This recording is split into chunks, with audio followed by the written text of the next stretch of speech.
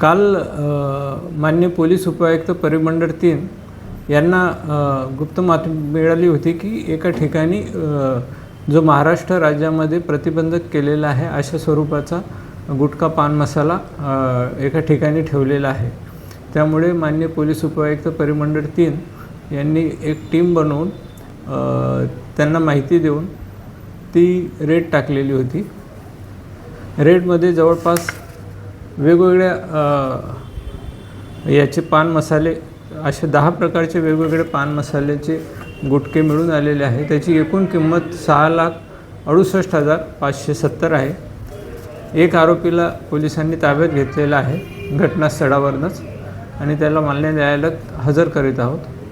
या गुन्ह्याचा तपास पुढील तपास अजून माननीय पोलीस उपायुक्त परिमंडळ 3 यांच्या मार्गदर्शनाखाली चालू आहे।